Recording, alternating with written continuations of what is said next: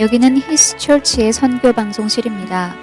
히스처치는 성령님이 주도하시는 사역을 통해 로스앤젤레스에서 땅끝까지 예수님을 증거함으로 주님의 다시 오심을 준비하는 예배와 말씀의 공동체입니다. 많은 은혜를 받으시기 바랍니다.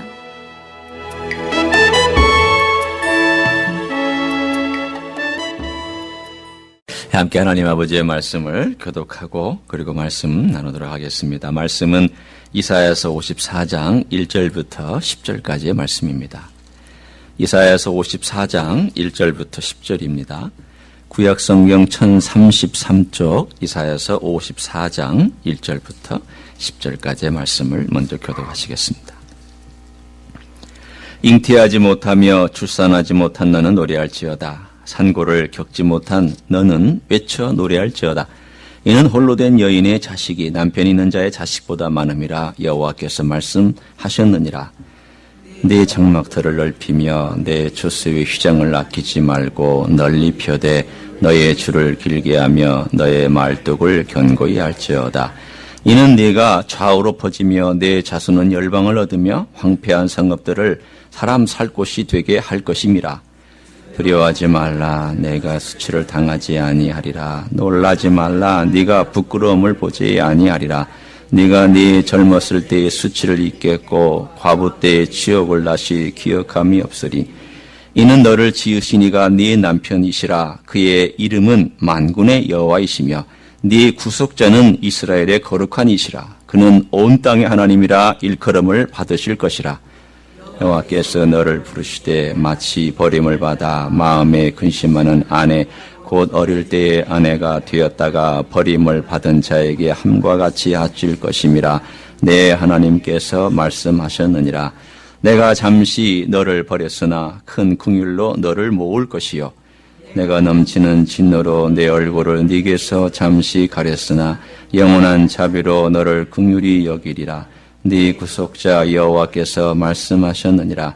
이는 내게 노아의 홍수와 같도다. 내가 다시는 노아의 홍수로 땅 위에 범람하지 못하게 하리라 맹세한 것 같이 내가 네게 노하지 아니하며 너를 책망하지 아니하기로 맹세하였노니 산들이 떠나며 언덕들은 옮겨질지라도 나의 자비는 내게서 떠나지 아니하며 나의 화평의 언약은 흔들리지 아니하리라. 너를 긍휼히 여기시는 여호와께서 말씀하셨느니라. 아멘.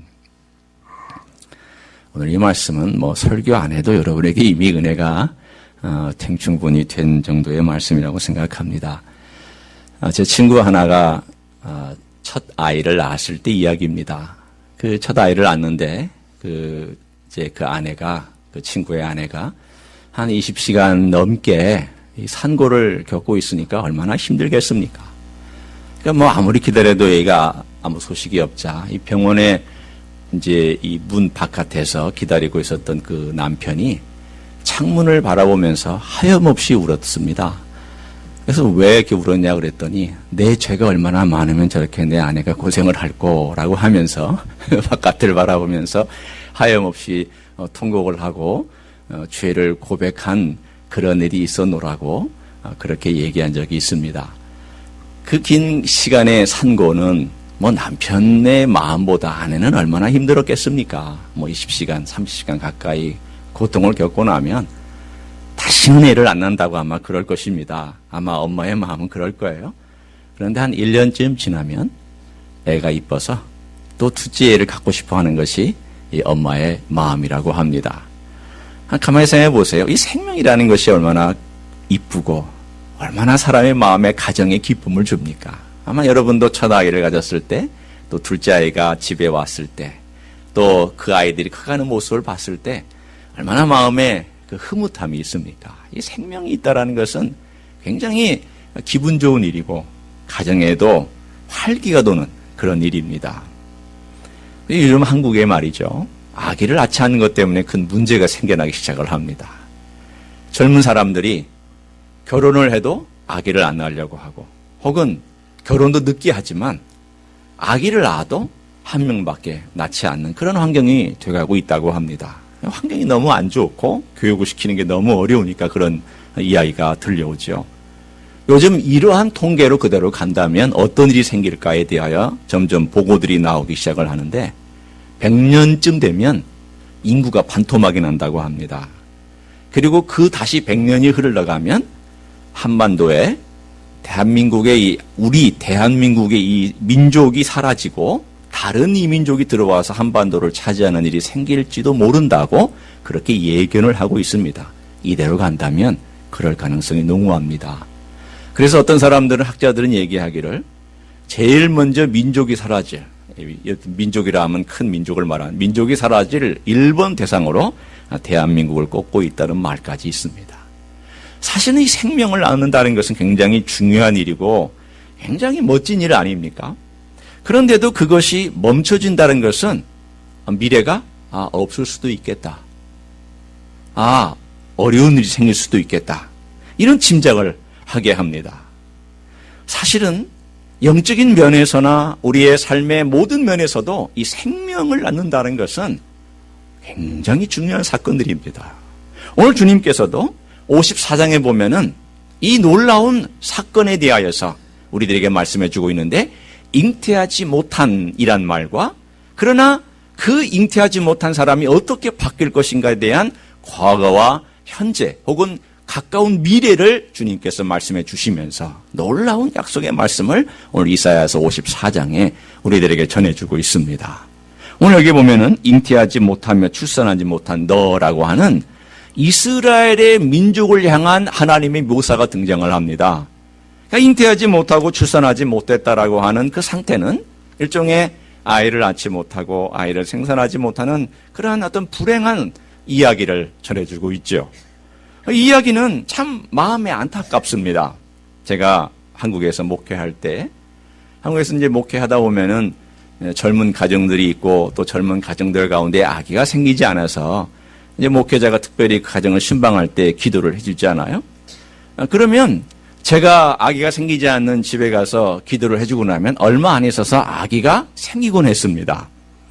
그래서 제 전문 목회가 출산 목회가 될까? 제 전공 분야가 출산이 될까 하는 정도까지 이렇게 아기를 잘 낳았는데, 우리 가정들이. 그런데 제 마음에, 저의 마음을 아프게 하는 한 가정이 있었습니다. 그 가정은 어떤 가정이었냐면, 제가 함께 사역을 하는 이 전도사의 가정인, 지금은 이제 목사 안수를 받아서 목사가 됐는데, 전도사였는데, 결혼해서 아기가 생기지 않아서 참 오랫동안 위해서 기도를 했습니다. 그런데 그 과정 가운데서 아기가 생기지 않고 시험관하기도 해보고 또 그러면서 같이 기도했지만 결국은 그 가정에 하나님께서 아기를 주지 않아서 입양할 것을 생각하고 있는 그런 가정이 지금도 있습니다. 참 그때 제 마음으로 그 가정을 위해서 기도할 때 느꼈던 마음, 하나님께서 주시면 얼마나 좋을까, 이 가정의 태를 열어주시면 얼마나 좋을까 하는 그런 생각을 했던 적이 있습니다. 한번 생각해 보십시오. 아기가 없는 가정에 하나님께서 아기를 주신다라고 하는 것은 정말 큰 기쁨입니다. 이건 서프라이즈예요. 이건 놀라는 일이에요. 오늘 본문의 54장을 한번 보세요. 잉태하지 못하며 출산하지 못한 너는 노래할지어다 라고 얘기했으면 무엇 때문에 노래한다는 거예요? 서프라이즈 선물이 주어졌다는 것을 말합니다. 엄청난 선물인데 잉태하지 못한 가정의 제일 큰 선물은 무엇일까요? 돈입니까? 명예입니까? 세상의 출세입니까? 아닙니다. 생명이 생기는 것이 그 가정의 제일 큰 선물이요. 제일 큰 서프라이즈 선물일 거예요. 오늘 여기에서 산고를 겪지 못한 너가 외쳐 노래 부를 수 있는 근거가 있는데 그게 어떤 거냐면 홀로 된 여인이 자식이 남편 있는 자식보다 많다라고 하나님께서 그 이유를 그들에게 설명을 해주셨습니다. 서프라이즈 파티가 열어진 거죠. 너무 기뻐서 잔치를 벌이고 그 생명이 나온 것에 대하여 놀라는 이 사건이 오늘 본문에 등장합니다. 이 과거는 뭐며 현재는 뭘까요? 오늘 잉태하지 못했던 그 과거는 이스라엘의 과거를 의미하고 잉태하여 아기를 낳고 그 자손들이 많아지는 것 혹은 어디선가 모르게 자손들이 나타나는 그 일은 이스라엘의 미래 내지는 혹은 우리의 시점으로 말하면 현재의 사건을 우리들에게 말씀해주고 있습니다. 이스라엘은 하나님의 아내였습니다. 하나님은 남편이 되셨습니다. 사랑으로 품고 사랑으로 안으려고 했습니다. 그러나 그 아내가 계속 하나님을 버리고 떠나갑니다. 또 떠나갑니다. 70년이라는 기간 동안 떠나갔다가 돌아왔어요. 오늘 이사야가 바라보고 있는 것은 단지 70년의 포로 생활 이후에 돌아올 것만을 얘기하고 있지는 않습니다. 그것은 예표적인 사건이고 그림자적인 사건에 불과합니다. 그들은 70년 후에 돌아왔지만 여전히 돌아온 후에도 400년에서 500년 동안 하나님으로부터 멀리 떠나 있었습니다. 예수님 오실 때에 예수님께서 예루살렘을 향하여서 하신 말씀이 그것을 정확하게 증명해 줍니다. 주님께서 예루살렘에 입성하실 때에 예루살렘에 있는 그 화려한 성전, 그때 헤롯 성전이 계속해서 지어지고 있었습니다. 헤롯 성전은 헤롯이 왕이 되면서 자기가 얼마나 통치를 잘하고 있는지를 드러내 보이기 위해서, 자랑하기 위해서 성전을 지어줬습니다. 그 성전이 언제 완성됐는가 하면 66년에 완성됐고, 예루살렘이 언제 멸망했는가 하면 70년에 멸망을 했습니다. 그러니 60여 년이 넘게 성전을 짓고 나서 딱 4년 만에 성전이 완전히 무너지는 비극적인 사건이 예루살렘에 있었습니다. 그런데 예수님 그때에는 이 성전이 지어져 있으면서 그 돔에 화려한 황금이 입혀져 있었기 때문에 반짝반짝하는 그 빛이 햇빛이 비칠 때마다 찬란하게 비쳤습니다. 여러분, 황금색 빌딩에 햇빛이 비치면 운전할 때 그 눈이 얼마나 따가웠습니까? 아마도 그런 빌딩이 혹시 있다라면 여러분은 아유, 저 빌딩은 눈이 부셔서 나를 굉장히 힘들게 해, 그러셨을 거예요. 만약 진짜 황금이 그 건물에 붙어 있다면 얼마나 찬란하고 얼마나 위대하게 보이겠습니까? 헤롯 성전이 그랬습니다. 찬란한 황금으로 그 돔 전체 위가 덮여 있었고 햇빛이 비칠 때마다 찬란하게 비치는 그 영광을 보면서 사람들이 말을 했을 것입니다. 야, 저게 아마 하나님의 영광일 거야. 저게 하나님께서 우리에게 임하는 임재의 어떤 모양일 거야. 여러분, 그러나 주님은 그 찬란함 속에 있는 허울을 보셨고 그 찬란함 속에 있는 썩은 인간의 모습을 보시고 뭐라고 말씀하셨는가 하면, 예루살렘아, 예루살렘아, 내가 너를 품으려고 얼마나 애를 썼느냐. 암탉이 병아리를 품듯이 품으려고 했지만 네가 나를 배척하였고 거절하였도다. 그러면서 주님께서 예루살렘을 향하여 눈물을 뚝뚝 흘리시면서 슬퍼하셨던 장면이 등장을 합니다. 여전히 예루살렘은 하나님을 버렸던 것입니다.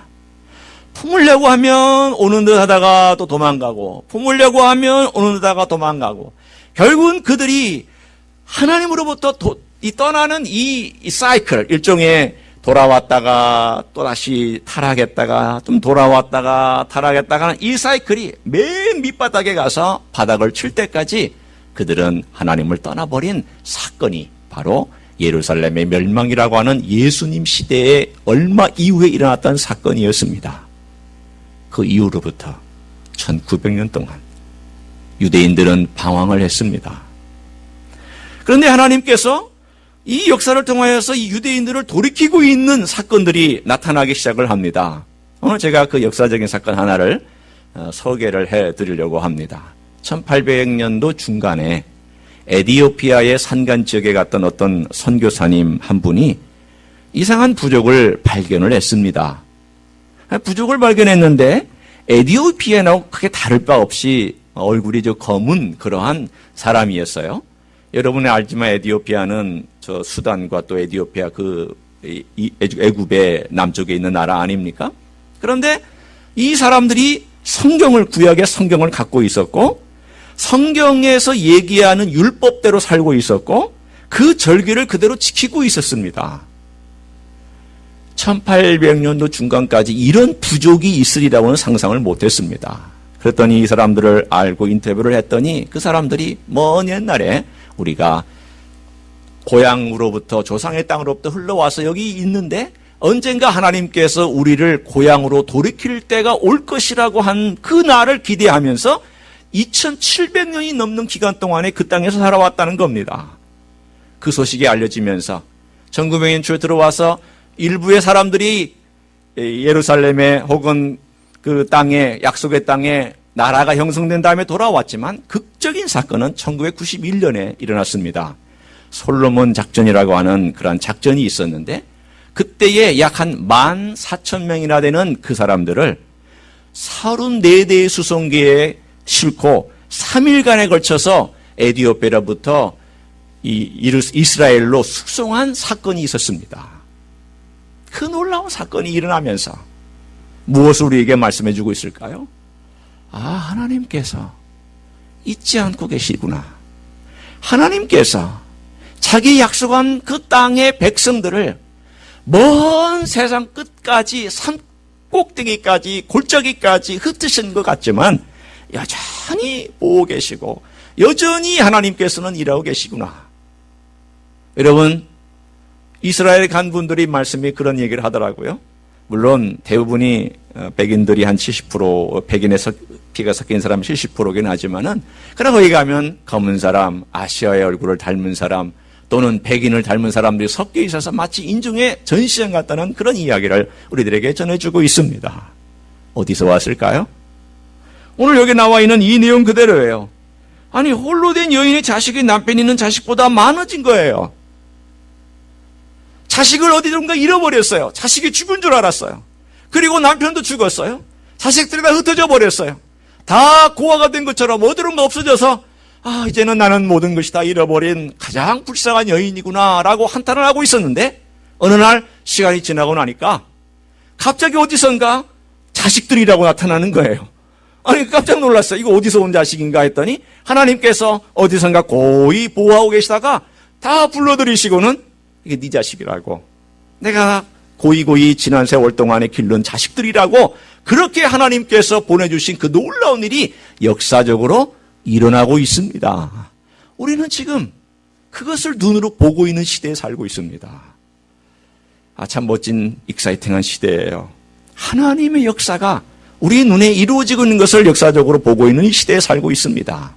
그러면 오늘 이사야가 예견했던 이 이야기가 마치 2600년, 700년이 지난 지금에서 일어나고 있는 이 사건을 보면서 하나님은 우리들에게는 뭐라고 말씀하고 계시는 것입니까? 그래서 하나님의 역사라고 치고 그건 이스라엘 역사 가운데 일어나고 있는 일이라고 치고 우리에게는 무슨 일입니까? 오늘 이 말씀 우리들에게 이 말씀합니다. 하나님께서 지금 약하고 병들고 애를 낳지 못하는 여인과 같았던 우리들의 삶 속에서 애를 낳을 수 있고 생명을 낳을 수 있고 생명을 기를 수 있는 놀라운 기적의 일을 행하고 계시다. 그렇다면 하나님께서 행하고 있는 이 놀라운 축복과 자유의 역사 가운데 너는 지금 참여하고 있느냐? 너는 지금 그 가운데 그것을 누리고 있느냐? 그것을 기쁨으로 찬양하며 받아들이고 있느냐라고 하는 도전의 말씀을 주고 있습니다. 여러분, 이 말씀이 왜 중요한가 하면 하나님의 일은 현재 일어나고 있는 일입니다. 예수 그리스도로 말미암아 우리에게 자유함을 주셨고 축복의 일들을 우리에게 허락해 주셨는데 이 일들에 우리가 얼만큼 동참하고 있냐는 거죠. 우리는 자유를 얻은 사람들입니다. 맞습니다. 우리는 예수님 때문에 과거에 눌렸던 어둠으로부터 생명으로 빛으로 그렇게 예수 안에서 걸어온 사람들입니다. 맞습니다. 이것이 오늘 너희에게 얼마나 사실이냐. 사도 바울이 이렇게 말씀합니다. 고린도 교회를 향하여서 고린도서 6장에 보라, 지금은 은혜의 때요, 지금은 은혜의 날이다. 은혜 받을 만한 날이다. 구원의 날이다. 이 말은 무슨 뜻일까요? 고린도 교인들이 구원을 안 받았다는 뜻일까요? 아니죠. 고린도 교회는 구원 받았어요. 예수 믿는 사람들이에요. 교회입니다. 중요한 것은 어디 있을까요? 그들이 하나님의 은혜에 서 있어서 즐겁고 축제를 벌이고 예수 그리스도의 주신 자유와 죄로부터의 자유와 그리고 과거의 삶으로부터 자유를 누리는 엄청난 삶의 기쁨이 있느냐 없느냐를 오늘 사도 바울은 그들에게 지적해 주고 있는 것입니다. 그걸 누리고 있느냐 하는 거죠. 제가 얘기했던 내용 가운데 아마 그런 간증이 있었습니다. 제가 예수를 믿었고요. 부끄럽지만 3대째 믿었다고 하지만 가만히 생각해 보니까 이 3대째 믿었다는 것이 뭐 자랑할 만한 것은 아니었어요. 그러나 제 삶 가운데서 제가 젊었을 때 그리고 신학교를 다니는 그때에도 가지고 있었던 이 하나님에 대한 개념이 어떤 것이었느냐, 예수 그리스도의 개념이 어떤 것이었느냐, 예수님께서 십자가에서 나를 위해 돌아가셨다는 거 믿었어요. 받아들였어요. 그리고 예수님의 십자가의 보혈로 말미암아 제가 용서받았다는 걸 받아들였어요. 그런데 한편으로는 무엇이 있었냐면, 과연 내 죄가 용서된 것이 사실일까? 과연 예수님의 그 보혈은 내 죄를 완전히 씻은 것일까? 그런데 왜 내 마음이 이렇게 찜찜하지? 내 마음은 왜 이렇게 자유롭지 못하고 늘 무언가 이렇게 붙잡혀 있는 것 같은 느낌이 있지? 사실 저는 상당히 오랫동안 자유롭지 못했습니다.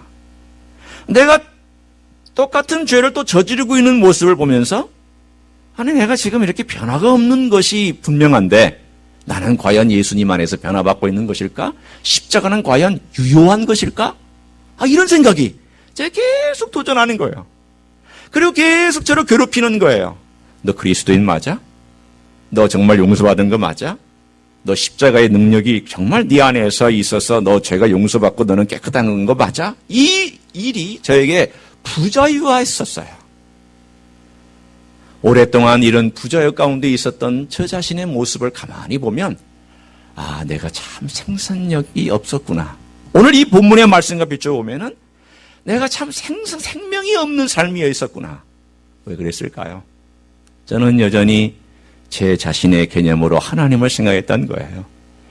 어떤 이유에서 모르지만은 형성되어 있었던 제 안에 있었던 하나님의 용서를 완전히 받아들이지 못한 마음, 예수 그리스도의 보혈을 완전히 받아들이지 못한 그 마음이 저를 지배하고 있어서, 그 마음에 의해서 제가 하나님의 개념조차도 선한 하나님을 알지 못하고 내 자신이 여전히 무언가 하나님은 나를 위해서 축복을 감춰두신 것 같은 하나님으로 제가 하나님을 의지하고 살았던, 어떻게 생각하면 의지하지 않았던 그런 삶의 모습을 저는 돌이켜볼 수 있었습니다. 그런데 어느 순간 시간이 지나면서 하나님께서 저에게 말씀을 통해서 계속 말씀해 주시는 겁니다. 내가 너를 완전히 용서했다. 내가 내 피를 흘려서 너를 사랑한다. 내가 내 아들을 주어서 내 모든 예수 그리스도의 생명이 그렇게 진액을 다 뽑기까지 너를 사랑했다라고 하는 그 메시지가 시간이 지나고 자식을 기르고 결혼 생활을 하고 인생의 길을 걸어가면서 저에게 계속해서 말씀해 주셨어요. 그리고 나니까 제 안에서 그 말씀이 확신이 되어서, 이건 내면의 확신이라고 얘기하는 거죠. 내면의 확신이 되어서 이거 자리를 굳게 잡고 나니까 내 안에서 들리는 과거의 음성과 하나님의 말씀의 음성이 싸울 때마다 저는 어디를 선택했는가 하면 현재 하나님께서 주시는 말씀을 선택하기로 작정하고 거기에 하나님께 제 몸을 맡겼습니다. 내 과거는 나를 괴롭게 하지 마라. 과거에 나는 잉태하지 못했다. 과거에 나는 죄책감에 시달렸다. 과거에 나는 패배감이 있었다. 하나님, 왜 저는 이렇게 안 됩니까? 하나님, 저는 용서받은 것 같은데 왜 이렇게 마음이 찜찜합니까? 하나님, 저는 주님의 보혈의 공로를 의지하는데 아직도 여전히 과거에 얽매여 있습니까? 하나님, 저는 이것에 매달려서 여기에 붙잡혀 살지 않기를 원합니다. 주님이 주신 완전한 자유와 생산성 있는 삶의 제 삶을 드리기를 원합니다. 주님, 저를 도와주십시오. 그렇게 맡기기로 작정한 이후부터 하나님께 제 삶의 자유를 허락해 주셨습니다. 여러분, 이 자유라는 것이 얼마나 멋진 것인지. 여러분, 이스라엘 민족에게 주신 이 해방의 기쁨, 70년이라고 하는 포로 생활과 고통, 그리고 1900년이라고 하는 몰려다니고 피난했던 그 긴 기간의 핍박, 이 모든 것이 지나서 하나님 아버지 앞에서 해방을 얻었던 것이 얼마나 멋진 일인가. 이런 자유만큼 이 세상에 얻을 자유는 아마 없을 것입니다. 최근에 읽은 어떤 글 중에 이런 내용이 있었습니다. 그것은 덴마크 사람들처럼이란 내 책의 내용인데, 그건 말레네 리달이라고 하는 사람이 쓴 책입니다. 이 덴마크 사람들이 상당히 행복한 국민들이라고 그래요. 덴마크의 사람으로서 덴마크 사람들처럼이란 책을 써서 이제 거기에 이야기를 하는데, 그 사람들이 행복한 이유를 여러 가지 키워드가 있지만 그 중에 한 3가지를 가장 중요한 키워드를 삼았는데, 첫째가 신뢰고요. 둘째가 자유고 셋째가 목적이랍니다. 이게 상당히 제가 쭉 그 글을 이제 그 책을 소개하는 글을 읽으면서 이런 생각을 했습니다.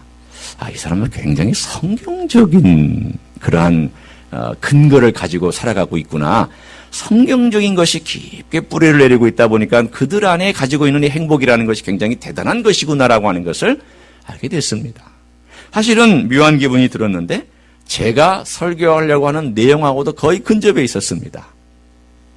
어떤 것일까요? 신뢰. 덴마크 사람들은 이웃들과 자기들끼리 신뢰한다는 이야기가 78%라고 합니다. 서로 믿는다는 거예요. 아마 우리는 대한민국 사람들에게 물어보면 어떨까요? 요즘 신안군에 있었던 그 사건을 보면서 학비용도 못 믿고 가까이 있는 이웃도 못 믿는 이 대한민국의 10명이 8명이 서로 이웃을 믿는다라고 하는 이 놀라운 수치는 서로를 믿고 살아간다는 뜻이기도 해요. 그래서 정부는 얼마나 믿느냐, 정부와 기관, 이 가버먼트에 대해서는 얼마나 믿느냐 그랬더니 84%를 믿는다고 이 덴마크의 국민들이 대답을 했다 합니다. 굉장히 높은 수치죠.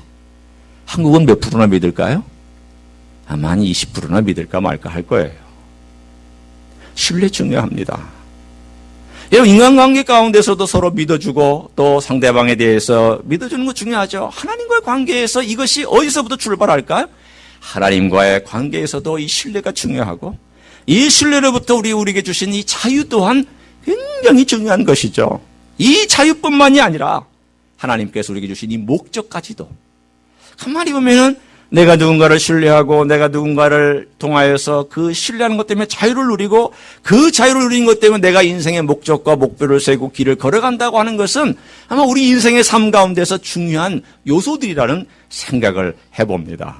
오늘 본문의 2절을 한번 보세요. 하나님께서 우리에게 어떠한 목적을 주고 계시는지 어떠한 일을 하라고 우리에게 해주시는지 한번 봅니다. 2절을 한번 우리 같이 한번 읽어볼까요? 시작. 내 장막터를 넓히며 내 초소의 휘장을 아끼지 말고 널리 펴되 너의 줄을 길게 하며 너의 말뚝을 견고히 할지어다. 아멘. 하나님께서 돌아오는 이스라엘 백성들을 향하여 말씀하기를 너 장막을 넓게 터를 펼쳐라. 줄을 길게 해라. 그리고 오늘 본문에 있는 것처럼 초소의 휘장을 아끼지 말고 줄을 길게 하고 말뚝을 견고히 박아라. 그래서 이 모든 살고 있는 사람들이 거기에 머물 수 있도록 해라 라고 오늘 본문 가운데 말씀하고 있습니다. 이스라엘 백성들이 바벨론 땅에서부터 돌아올 때에 다 돌아왔을까요? 아닙니다. 돌아오지 않았죠. 5만 명만 돌아왔습니다. 나머지 사람들은 페르시아 전역에 다 흩어져 살았습니다. 하나님 말씀에 순종하고 돌아온 5만 명이 예루살렘에 왔을 때에 느꼈던 감정은 어떤 것이었을까요? 모든 것이 다 준비되고 모든 것이 다 예비된 그런 상태에 있었을까요? 아닙니다. 성벽은 다 무너져 있었고 성전은 아무것도 없었습니다. 사람들이 그 땅에 돌아왔을 때 모든 것이 황량했고 황폐했습니다. 사람들의 마음에 어떤 생각이 들었을까요? 내가 하나님의 명령에 순종해서 이 가나안 땅에 돌아왔는데 어디서부터 시작하냐? 뭘 먹고 사냐? 하나님이 우리에게 뭘 주실 거냐? 집은 어디에 짓고 이 황량한 것을 봐라. 성전은 어디에 있으며 우리를 보호할 성벽은 어디에 있느냐? 여러분 가만히 생각해 보면은 이 돌아온 5만 명은 대단한 믿음의 사람들입니다. 왜 믿음의 사람들이냐면 나머지 먹고 살만하고 자리를 잡았던 사람들은요 페르시아에서 안 돌아왔습니다. 나중에 돌아온 사람 중에 하나가 에스라고요. 또 나중에 돌아온 사람 중에 하나가 느헤미야예요. 그러나 그 일은 한참 후의 일이고 스룹바벨이 70년 만에 돌아오라고 말씀한 그 명령을 붙잡고 돌아왔을 때 딱 5만 명만 돌아와서 이 예루살렘을 근방으로 그들이 장막을 치기 시작을 했는데 오늘 하나님께 주신 명령이 뭐라고 그러냐면 너 좁게 작게 치지 마라. 넓게 쳐라. 여러분 이 명령과 이 말씀을 들었을 때 사람들이 속으로 어떻게 생각했겠습니까? 여러분 같으면 주님 겨우 이 정도 인구를 가지고 뭐 천막을 넓게 치라고 하십니까? 아니 살 수 있는 사람은 겨우 이것밖에 안 되는데 주님 명령은 크게 치라고 그러고 오늘 3절을 한번 보세요. 뭐라고 하시는지. 3절 한번 봅니다. 네가 좌우로 퍼진다. 내 자손은 열방을 얻는다. 황폐한 성읍들 사람 살 곳이 되게 할 것이다. 하나님 지금 다 눈에 보이는 건 황폐하고 눈에 보이는 것은 쓸쓸하고 눈에 보이는 것은 무너진 것밖에 없고 무너져 있는 것은 아무것도 없는 nothing, 아무것도 없는데 하나님 우리가 정말 그렇게 될 수 있을까요? 5만 명의 사람들에게 하나님께서 주신 약속입니다. 걱정하지 마라. 내가 보장하고 내가 책임지마. 내가 일한다. 내가 지금 일하고 있으니 너는 내 말에 순종하고 넓게 치고 너의 자손들이 넓게 나갈 것을 그림으로 그리면서 꿈꾸면서 기도하면서 너는 장막을 넓게 펼쳐라. 여러분 하나님께서 일하시기 시작할 때에 하나님의 일에 맡겨서 우리의 장막을 펼치라고 하는 그때가 있습니다. 언제일까요? 지금입니다. 하나님의 장막은 뭘 의미할까요? 하나님의 임재가 있는 장소요. 하나님의 사역이 일어나고 있는 장소요. 하나님께서 일하라고 하는 어떤 시간이요. 현재의 사건을 의미합니다. 오늘 우리의 삶 가운데서 우리가 어떤 영역들에 하나님께서 장막들을 펼쳐가라고 하실까?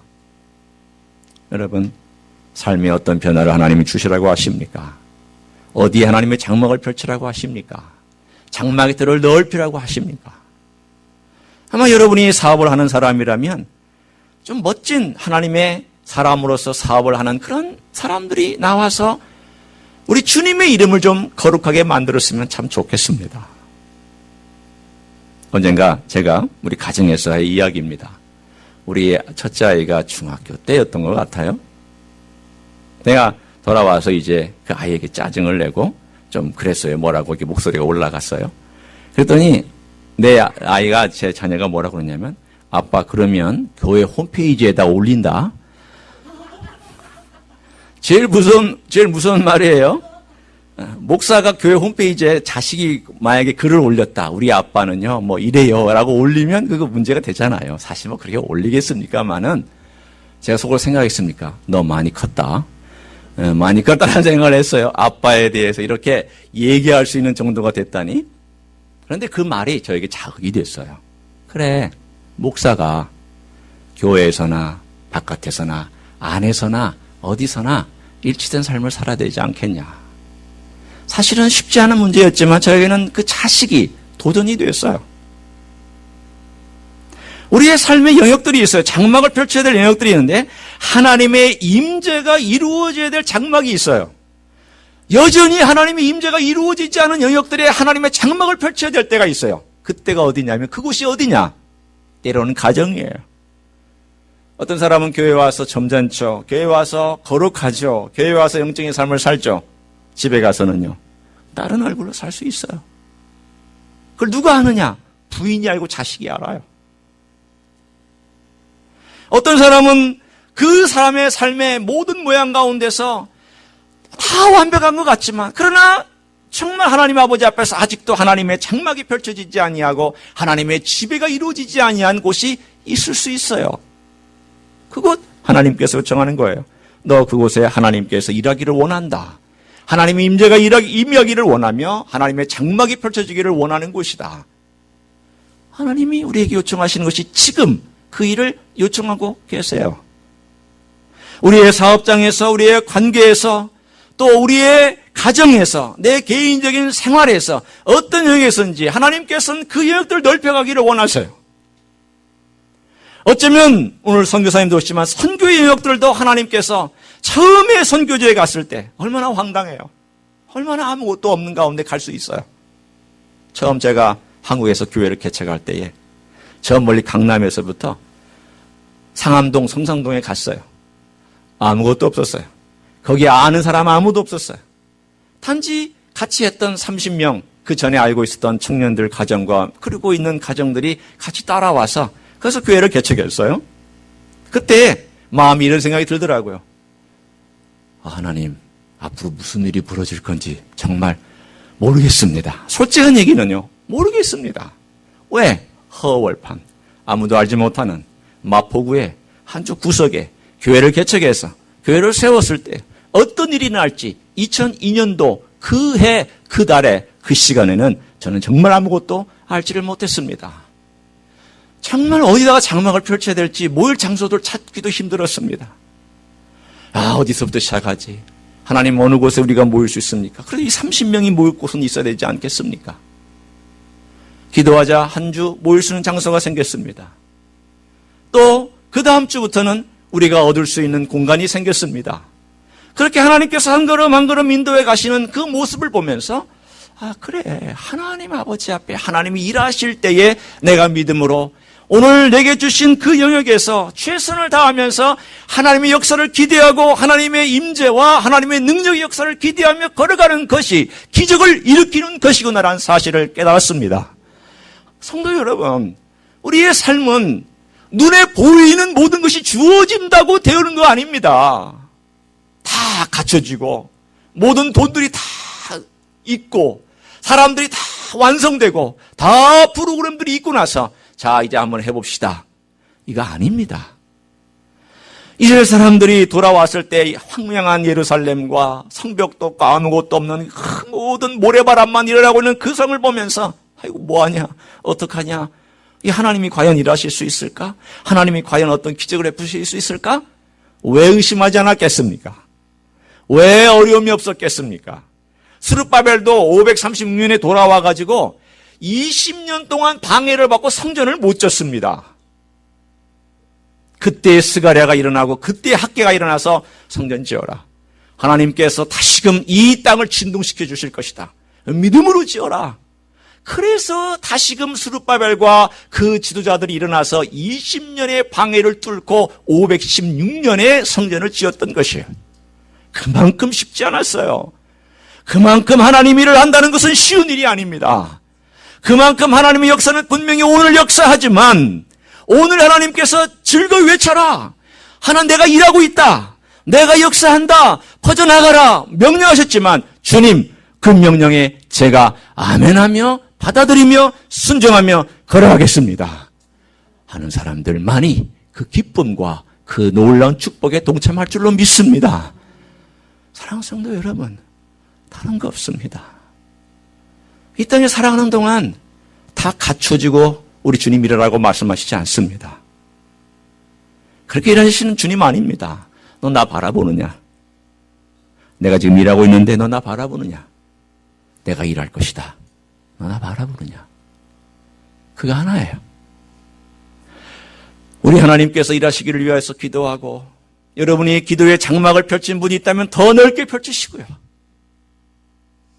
여러분이 교회를 위해서 일하기로 작정했다면 정말 그 영역들을 조금 더 넓혀서 펼치시고 여러분이 지금 직장에서 내가 그리스도인답게 살기로 작정했다면 그 영역을 좀 더 넓게 펼치시기로 내가 학교에서 내가 가정에서 그 영역들을 펼치기를 원한다면 거기에서 하나님의 장막을 펼치시기를 축원합니다. 그 펼치시는 역사에 하나님이 채워주시고 하나님께서 그 내용들을 보내주시고 하나님께서 그 프로그램들을 채워주실 뿐만이 아니라 하나님의 놀라운 축복들로 채워주실 줄로 믿습니다. 그런 놀라운 기적의 역사 나타나기를 예수님의 이름으로 축원합니다. 기도하시겠습니다.